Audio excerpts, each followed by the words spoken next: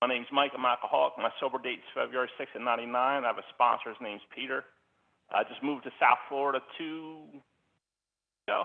I was down there this winter. I was able to buy a place.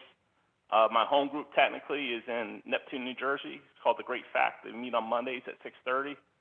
And as I said, I have a sponsor. I sponsor other men in the program. I do sponsor one chick who's crazier than any of the other guys. We're just very close. She spoke at this meeting a few months back. Her name is Maggie, and I love her dearly. And I'm just really blessed and grateful to be asked to speak here, this winter. As I said, I was staying in South Florida and sharing a living space with my mother, not as glamorous as it sounds when you're mid-40s. And so I really couldn't speak on Zoom.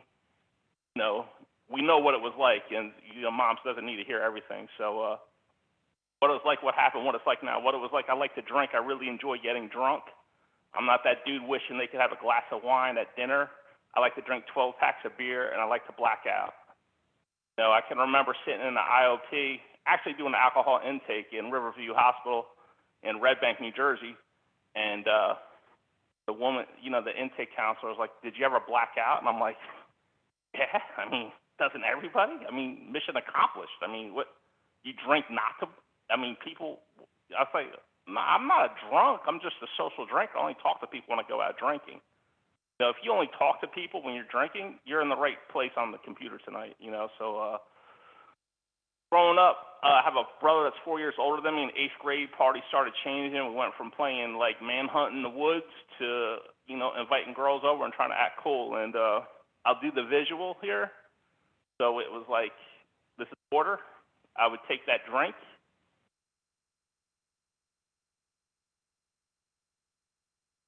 By that ease and comfort they talk about in the big book, you know what I'm saying? I had this little nervous knot in my stomach, and I'd take that drink, and it was like, whew. And then later on in the big book, it talks in Bill's story, gin ceased to be a luxury, became a necessity. Now, I didn't drink gin, but cold beer, it was an absolute necessity for me to feel comfortable in my own skin. It went at first a thing that could get me to feel pretty comfortable, and then I needed it just to feel normal.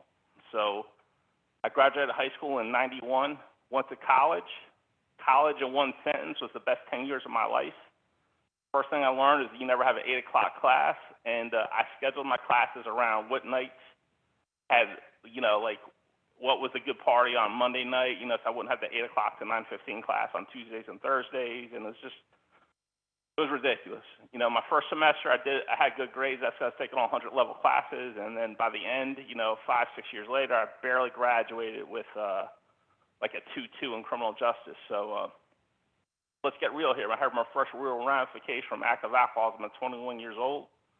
I have the label of mental health challenge, bipolar disorder. So when I was 21 years old, drinking a buttload of liquor, and I went from planning on going to a semi-formal with a sorority girl in East Carolina to going to carrier clinic and chilling out with the girls in the eating disorder wing. And in between there was the psychiatric, I had a psychotic episode, and we didn't know what was going on.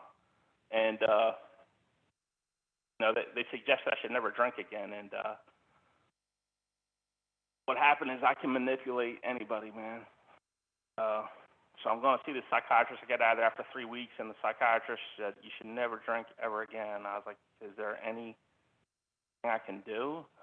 He's like, "Maybe a special occasion, the next time I see him." So around this time of year, and Rangers were in the Stanley Cup Finals for the first time since 1940. So I bought a six-pack on the way home. That's a special occasion in Mike Dorado's world. When I want to drink or get drunk, I just do it, and I'm very close to Anthony. Our families go back generations, and so like talking to him now, it reminds me of like when I was his age. And so for me, flashback when I was 21, 22 years old, I'm drinking to feel that little visual I just did there, just to feel comfortable. I had no solution, active addiction, and I go back to college a year later. My best friend's big man on campus are smoking left-handed cigarettes, the whole nine. Snoop Dogg's doing his thing. Whatever. It's I'm not gonna lie and say I didn't have fun in college. My definition of fun has changed since I've been sober. And I eventually graduated in '96. The girl I wanted to marry was with another dude, doing some jobs here and there, and Same thing happened. I was working at the Boys and Girls Home in North Carolina in Lake Waccamaw, and I'm this big fraud, man. I'm fronting like I'm this nice basketball coach and gym teacher, but really I'm just a guy that's a psycho drinking with my friends on the weekend. I'm just fronting, and I have another manic episode, and my parents come down and pick me up, and I'm standing here today very grateful that happened to me because I'm a sober man. You know, year was '99. I'm in the psych unit, and the counselor is telling me, raise your hand, say I need help. You know, and so I give credit to the people that raised their hand. You know, their virtual hand tonight. And you know, I saw Sam Metz had 1 day. I think Alan H had 4 days, and it's a big deal. You know, welcome to Alcoholics Anonymous. You know, I came in and, you know, I just asked for help from the counselor. I got into an IOP, and from the IOP, I went to my first AA meeting. I had 60 days, and I got in the van. You know, we call it the druggy buggy, dope fiend limousine, whatever you want to call it. And I got in the van and went to the Shoreline Club in Belmar, New Jersey. And so our literature describes active alcoholism as a hopeless state of mind and body. And what I received that afternoon was hope. An old man came up to me at the end of the meeting. He had these like really clear eyes, and he's like, "Kid, you drank last night?" And he's like, "It's gonna be okay." You know, and that's my message to you guys tonight. You know, it's gonna be okay. There's 102 people in on the Zoom, and you know, it's gonna be okay. And so I began my journey. You know, 23 years ago in the Jersey Shore, AA was a little bit different than how it is now. And I did the 3-step waltz. I'm not telling anybody to do it that way. I did steps 1, 2, 3, 1, 2, 3, 1, 2, 3, and used the 12 and 12. And the joke was, if you wanted to sleep, you read the big book. That was the joke back then. And I'm not talking trash about the big book. The big book provided an experience for me that changed my life and the lives of many people I come in contact with. But that's just how it was talked about back then. How do you communicate to over? Or and you know, somebody celebrating 20 years this month. I mean, that's a long time. A life beyond your wildest dreams. Like, yo, I mean, I'm 49 years old. I'm not retired. I'm living in South Florida. Like, it's all out there for you. Like, there's 104 people on this Zoom now. Yo, like, anything can be achieved. When I walked into recovery, they told me 1 in 36 were going to make it. I ain't a counselor. I'm Mike from New Jersey, man. 105 people can recover if they want to. I mean, for me, like they say, kid, one hand in God, one hand in AA. You want to have a hand to pick up a drink, and that's been my experience since I've walked into AA. I've never walked back out. I stay very active inside Alcoholics Anonymous. Average about 5 to 7 meetings a week. I sponsor other men, and that one crazy, batshit crazy chick, and life is like amazing, you know. And it's not to say that challenges don't happen. I had 9 years of sobriety. You know, I went from being a son to being a parent, kind of, and so to figuratively. Like, my father was my best friend, and you know, he had dialysis. He was on dialysis for a few years, and then he went to the hospital to get a kidney transplant. Never walked out of there. And I had been off medication as per doctor orders for many years, and I went into another manic episode with 9 years of sobriety, and I was mad at God. How can this happen? Here I am, the poster boy for AA, doing everything right, and you send me back to the place I wrote down on my fear list I never wanted to return to. And it was so great. I'm so grateful for it now, you know, 13, 14 years later, because it enables me to talk with, you know, grace and dignity about you can achieve, overcome anything inside Alcoholics Anonymous, and close to your network on the right people, man. That's my experience, you know. They said 1 in 37 can make it, and then, you know, with my mental health background, my odds are longer, maybe the longest in this room. All good. Game on. Let's rock. Let's do it, you know. So for me, we're blessed, super grateful. I don't know. So my first, I'll share this too. I had 2 years sobriety. I was doing the 3-step waltz, and I went on a retreat and to do 4-step, and I told my life story to somebody, and that's not what a 4-step is. That's just what I was told to do as a life story back then, you know. And I wrote it all down, burned the pieces of paper, and nothing happened. And A month later, something really happened. July 27th, 2001, I got a phone call saying that my best friend from college got into a single car accident, was drunk, died from the disease. And, you hear jail institutions and deaths at AA meetings, and I was like, yeah, whatever, old man. I don't want to hear that. But when you show up to a funeral and your friend's in a closed casket, it changes things, and for me, it definitely changed my life, and it was like put up or shut up time, and I have told this story enough. I know I'm not the only one in here that has lost somebody from the disease. That's just the way this was. Jails institutions, those results are in. People are going to die from this disease. Somebody may die tonight from this disease. It just is what it is. I was in a meeting tonight and I said this, like, AA is kind of like the mafia. Want to leave, you die. That's really what it is. I mean, you're in here, stay in here. So I go down to North Carolina, I pay respects to my friends, and people are like, Rado, what are you doing later? Man, let's go get drunk, talk about the old times. And I was like, nah, man, going back to Jersey, I'm gonna honor Aaron, one day at a time. My best friend's name was Aaron Kazai. He died July 27th, 2001. And went back home, did an H&I commitment. A couple of days later, a motion came out. 2 months later, one of the old timers at the Shoreline Club passed away. Her name was Ann Mullen. She died with 33 years of sobriety. And I went to her wake.